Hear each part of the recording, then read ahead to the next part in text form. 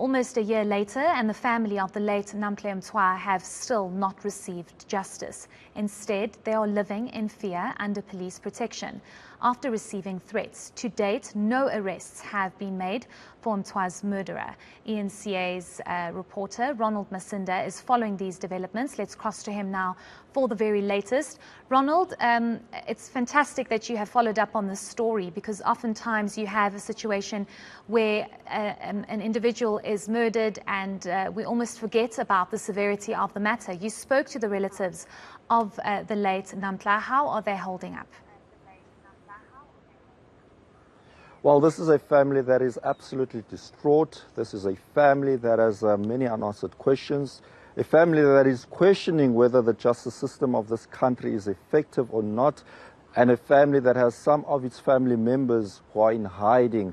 That follows several death threats allegedly made against them. But this is also a family that is questioning where are these investigations going, because what they've been also questioning is the lead investigator that was taken away from this case, allegedly because she felt her life was under threat. But Police Minister Bheki Cele, when I spoke to him earlier this year at the University of Fort Hare, he assured the public that this won't hinder the case, as some members of that team that was investigating this murder case are still around here in Tata. But it is cold comfort, Heidi, given that this matter is now dragging on for almost a year, yet there are no arrests made. It is also taking a negative toll on the life of the mother of Namhla Mtwa, who we believe is still in hospital. She went to hospital feeling ill just before she was murdered. But this is what Siyamta had to say. She is the cousin of Namhla.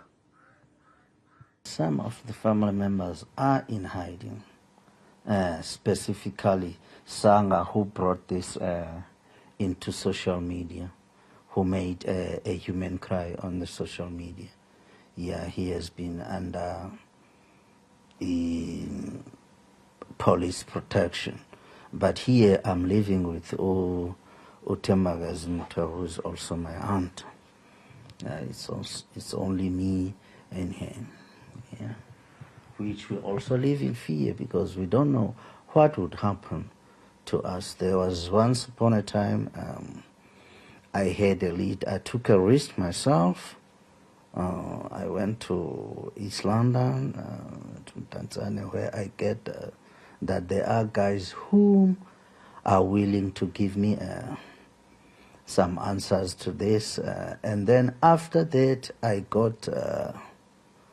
I also got threats. Then I also move in and out of home, because I don't know. I don't know what would happen to me, and I don't want these guys to know where I stay really.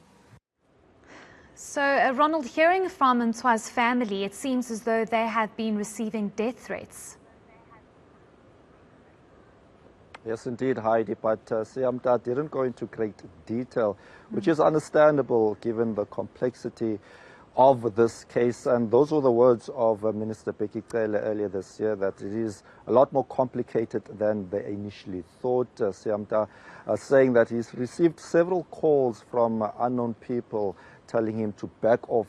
That's after he tried to do his own investigation as who could have been possibly behind the murder of his cousin. He had this to say earlier when we spoke to him at the family home. The time I went to East London, then when I came back to Umtata, I had threats that, as they told me, who is behind this? Someone told me that I must know that I'm on the line, I'm next. I could say it's a pandemic. Yes, at Umtata, as I'm working directly at the office of, in the GBV court, domestic violence court. Yeah, then this thing is too bad here at Umtata. Yeah, for her case to be a high profile is the execution style. How it get, and then the person whom is suspected to be behind this is a businessman. Sure, very concerning there. Ronald, you also got a chance to speak to a GBV activist about the situation in Mthatha. What did they have to say to you?